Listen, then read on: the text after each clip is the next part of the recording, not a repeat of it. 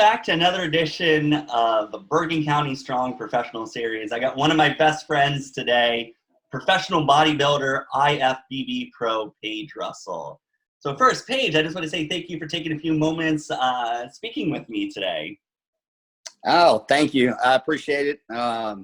Looking forward to catching up and see what kind of questions you guys have. Yeah, it's definitely been too long, and I know one of my priorities is making sure I get down to Louisiana and seeing you. Maybe you could just take a moment and just introduce yourself, some of your awards that you've won, and then we could talk a little bit about fitness, diets, and exercise. Yeah, absolutely. My name is Paige Russell. I'm from Baton Rouge, Louisiana. I am a IFBB Pro. I competed. I actually won my pro card at the Mr. Universe. I won my class at the Mr. Universe in 3 different divisions. And then that was 2018. And I want to point out real quick, that's in Bergen County as well. Yeah, it was in Teaneck, right? Yep. Yeah, Teaneck. So, went up there, won my pro card at the Mr. Universe. Last year, competed at the New York Pro up in New York. And then I went and did flew to Puerto Rico, did that show a week later, and placed 6th at that show. Mm-hmm. That's about it. I think one thing that's pretty impressive is when you won your pro card, you actually won 3 different classes that day as well. Yeah, and it was that was something I'd been working really probably for about 5 or 6 years towards that, that specific goal. So it was definitely an accomplishment that day. Yeah. So let me ask you, how did you get started in bodybuilding? And I know I've known you for about 10 years now. You've always been quite fit. But when I look at photos from you from like 10 years ago, the photos now, I mean, you were not small 10 years ago, but you look, night and day. Well, I started weightlifting. I was probably 13 years old in middle school, and just playing sports. And then I got into wrestling in high school. I did a lot of lifting with that. Went and wrestled in college for a little bit, and then when I quit wrestling in college, I came back and I was always into lifting weights and fitness, and so I actually started competing in bodybuilding. I did my first show in 1995, and I competed all through college. Yeah, so 25 years ago. Competed all through college and then kind of quit when I graduated college. My last show was in 2000. Then, always lifting weights, trying to stay in shape. Started doing, MMA and grappling and stuff like that. And then when I moved back here in 2011, I think it was 2013, I was just kind of dieting. And I told my wife, I was like, I think I'm going to try to do a bodybuilding show. And she was like, well, do it. And I went and did that. I ended up winning my class, and I did another national qualifier the week later, won my class there. And then, so then I was like, well, maybe I'm going to try to do a national level show next year. And so then I had to do a national level show. Well, then I ended up winning that show, and the guy that I beat actually turned pro that year. Mm-hmm. So then it was like, well, maybe I'll try to get my pro card. And that was 2015 is the first time I went for it. At the Mr. USA, I placed 5th. Mm-hmm. And then I ended up, the next time I gave it a shot was 2018 at the Mr. Universe, and I ended up winning my class, all 3 classes, and turned pro. And that's, I remember that's I've been to a lot of those shows. I remember the one in Chicago where the whole weekend you were talking about how great this guy looked. And then all of a sudden we announced him second and you first, and how we went absolutely crazy in the audience for you. Oh, yeah, that was awesome. Next shows as well.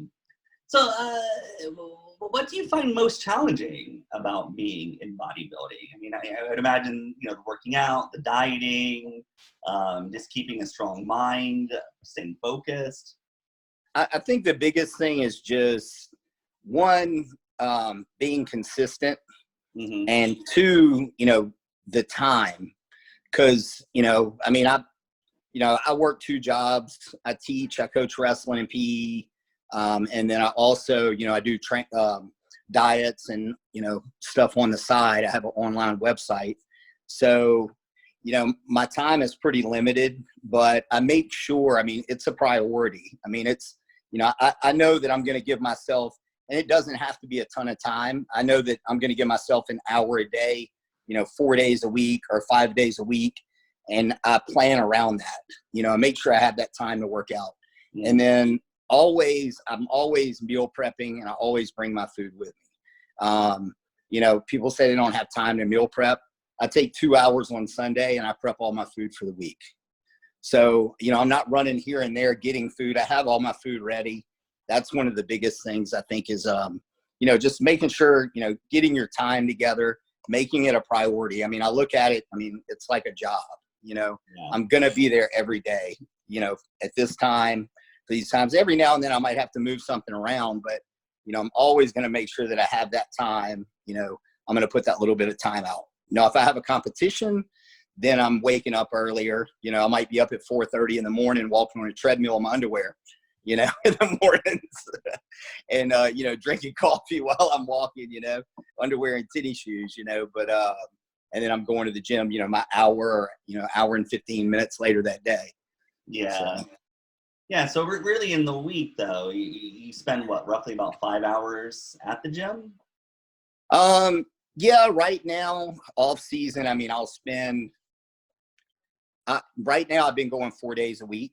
I lift 4 days a week, and then I'll usually try to do cardio a couple days a week too. So, I have a treadmill at my house. So, it's nothing crazy. I wake up and I'll do, 20 minutes of walking in the morning, 3 or 4 days a week. And then I try to go to the gym for about an hour and 10 minutes, okay. 4 days a week. And I would imagine those gym sessions are pretty intense though. Yeah, that's, you don't have to go that long. If you're going much longer than an hour, you're not working out hard enough, and I'm not saying everybody, but, if there's no reason you should have to train for 2 hours, spend 2 hours in the gym, I don't see it, unless maybe you're doing a competition and, an hour of that is cardio throughout the day and another hour is training. But, just staying in good shape. You can put in an hour a day, 4 or 5 days a week, and that's all you need, I think. Okay, nice. So what do you think is more important? Is it the time in the gym or is it the diet? Okay, and I used to always say, and I know you've heard me say this, I used to always say it's about 70% diet and 30% in the gym. I'm kind of changing that now. It's 100% in the gym, 100% diet. So you put 200% in, but really, it is true. You can't outwork a bad diet. It doesn't matter what you do. If you're taking in, all the wrong stuff, way too much of it, you just can't outwork it. You can't have that much time to burn all that off. If you get your diet in line, that's the number one thing. and you'll notice results immediately. Mm-hmm. So, I still say, diet is a little bit more important. Okay. Yeah, and I know I've done a few of your diets, and it always amazes me how quickly, when I get on those diets, how much leaner I just feel within a couple of days. Right. And you don't have to starve yourself. Yeah. You shouldn't be. Most people, when I put them on a diet, they're like, I can't eat all this food, and I'm like, well, just get it down. I'm like, you'll be complaining at some point that, you're hungry. So I'm like, just eat it. But you should be eating a lot of food, just the right things, Yeah, no, that's exactly the thing I was going to say is it is like, cause it's usually 5 or 6 meals a day. You're speeding up right. metabolism, and it's amazing how fast that next meal sneaks up on you. And I'm not even thinking about food at that time. Right. But then I do notice some of the things that I'm eating, I do miss some other things that I know.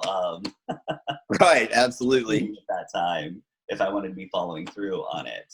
And that's why, you get a cheat meal once a week, get to eat what you want. Get you some pizza or burgers, ice cream, whatever you want to have, that one meal.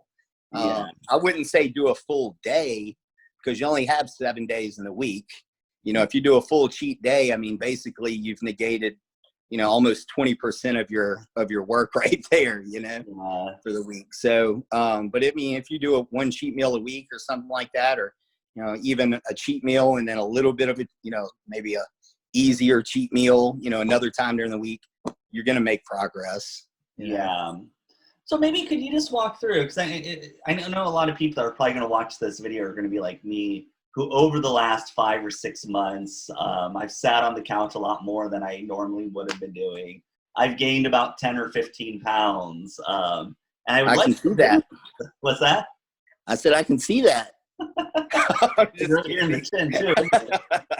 It's all in your face. I think it's more the camera angle. It's the camera. That's what it is. Up, so that's what it's angled up. Angles are everything, man. Oh, it is. If I'd have known you were going to single me out on that, I would have picked a different camera angle. Down from the top like this, maybe.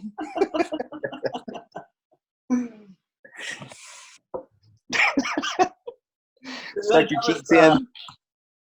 Now there's awkward silence right now, but can you walk us through some of the things that I can do, and maybe some other people watching this video?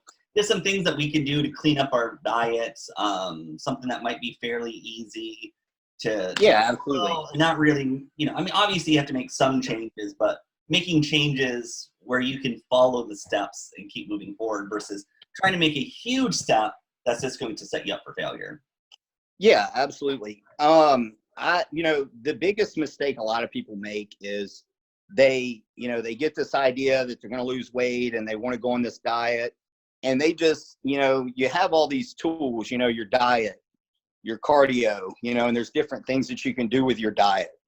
Got people, cutting their fat, cutting their carbohydrates, cutting their calories, exercise, adding more exercise, more cardio, more, lifting, things like that.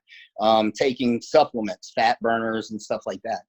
Well, they go and they do all this and make all these changes, and they make this good progress for a few weeks, and then it stalls. And they have nowhere else to go from there. There's no more cards to play, So the biggest thing, like even whenever because I like to eat in the off season a little bit. Usually I'll take a little time and get a little fluffy. I call it fluffy. Usually what I'll do is the first thing I do is I start eating cleaner. So I just make better choices. I cut the sugar out, I try to cut the sugar out completely. That would be the first thing. And then I cut the fast food out. So mainly sugar and fast food, and I'll still be eating some things that I like in there. I might have a burger here and there or something, but, cut the sugar out. If you drink soft drinks or anything like that, cut those out completely. Even, I hate to say this, orange juice, stuff like that. If you drink a lot of orange juice and stuff, it's got a lot of calories, and I try to eliminate those liquid calories, first. And, any kind of sugar, fast food, just clean the diet up, and start, walk, if you're not exercising at all, start walking 3 days a week, 20, 30 minutes a day. Go out, take a walk, just get moving. Even if you got to go do 10 minutes 2 or 3 times a day, just little things like that, and get your body burning those calories. And I mean, that'll make a big difference. You'd be surprised what your body will do in, 1 or 2 months just doing that. Yeah. Yeah. And I noticed just in the last 2 or 3 months, we joined a swim club with my son, and just going there 4 or 5 times a week, moving around in the water. Like I feel like I have a lot more energy and a lot more strength. Oh yeah. Not one thing. And when you're eating healthier, and you're not overeating, and you're getting some exercise, you have more energy. You're going to feel better. Yeah. And I know the big thing is a lot of people just don't have time, and that's the biggest thing I hear is you don't have time. And I'm always tired. Well, if you make that little bit of time, and it is, you have to make time for it. Make that little bit of time, and you're going to have more energy. In a few weeks, once your body gets used to it and you're healthier, you're going to feel better. Even if you're doing more, you're going to feel better. Yeah. Yeah. So then, is there any cardinal rule that we can look at? 2,000 calories, trying to keep, your carbs under 200, protein over 200. anything like that? I mean, I wouldn't, you can, depending on, everybody's very individual. So, obviously a 250-pound man is going to need a lot more than a 120-pound woman. When it comes to calories, protein, carbohydrates. I mean, me with my, my protein, I try to get I try to get like almost 2 grams per pound of body weight, that's little more than excessive for normal people. But most people, I would say, if you can get a gram per pound of body weight of protein, get that in. And that should be your number one thing is, make sure you're getting enough protein in your diet. I usually try not to eat too many fats. Usually my fats are going to be maybe, I might use olive oil, I might do some peanut butter, something like some nut butters or something like that. I know a lot of people like avocado, try to use those healthier fats for your fats. And then with your carbs, I mean, you need to have enough to have energy. The big thing is a low carb fad, and it does work. You'll lose weight really quick because carbs hold water. Basically, carbs turn into glycogen in your muscle. They hold water. Well, if you have less carbs in your muscles, you're going to hold less water too. So you're going to drop that weight really quick. Problem is when you start eating those carbs again and they're back in the muscle, and then those carbs hold water also. I think it's 3 grams of water for 1 gram of carbohydrate. Your weight's going to kind of shoot back up. So, I try not to, I'm not real big on the low carb thing. Does it work? Yeah. Is there a time for it? I think so. I just try to, kind of be trying to get a little bit of everything, enough carbs for energy. And then, enough fats to be healthy, because you do need some fats. You need some healthy fat. So what are some of the best sources of protein? I know you do a lot of egg whites. I know you take some protein powder. Yeah, I try to get most of my stuff from Whole Food. I do use some protein powder, a couple times a day maybe. But when I do it, I'm actually usually having it with some egg whites. I'm having some oats with it or something like that, some oatmeal or some fruit with it to help the digestion. But your main sources are going to be eggs or egg whites. If you're watching your fat, any kind of lean meat sources, chicken, turkey, lean sources of beef, fish, shrimp, things like that. You can use white fish. You can use salmons. I love salmon and tuna. They're great sources of protein. Also, they have, some good healthy fats in them. But those are going to be your main sources. I'm not real big on pork. Are there healthy cuts of pork? Yeah, I'm not that big on pork. I think I just don't like eating too much. I like bacon, but bacon. Yeah. So I try to limit it. So it sounds like what you're saying, though. I mean, I know there's protein in milk, but we should probably be avoiding drinking milk if we're trying to lose some weight. Right, because there's a lot of lactose, which is basically a sugar, the sugar in milk. And another thing, a lot of people are lactose intolerant. Have some type of intolerance to lactose. So I usually don't eat too much dairy. In the off season, I might have a little bit of whole cheese, and maybe some yogurt. I do Greek yogurt. But, I try to avoid like milk, I love ice cream, but, I try not to do too much ice cream, stuff like that. I remember in Korea when I was your roommate, you used to always go to Baskin Robbins all the time. You're always suggesting. I had to cut all my Baskin Robbins trips out, Now, don't get me wrong, every now and then. I understand. So then let's switch gears just a little bit from the diet to the exercise on losing a little bit of weight. So, I've read a lot about full body workouts, how you're burning more calories. It helps you burn it more throughout the day. Maybe you can talk some stuff, a little bit about that. Give us some pointers on that. Yeah, absolutely. Any type of exercise is better than none at all. So, even if you're walking, just getting some type of cardiovascular work in there, that's going to be better than nothing. I really like weight training because weight training, you can build muscle. You also burning calories with it.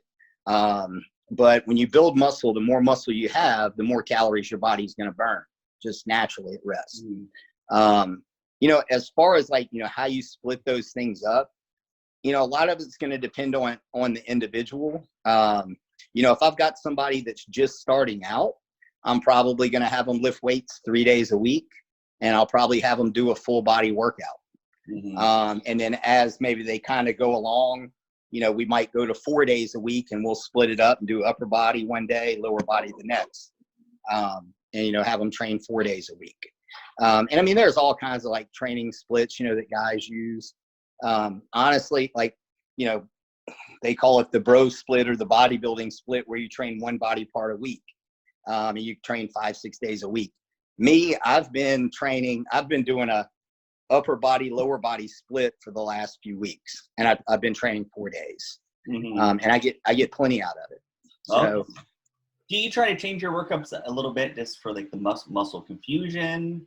Yeah, I usually I'll put something together and I kind of stick to it for, you know, it could be 6 weeks, 8 weeks, 10 weeks. No, you know, when I'm doing it, I'm usually trying to progress. So I'm always trying to, you know, either, you know, maybe do a little more weight each workout or do more reps each workout.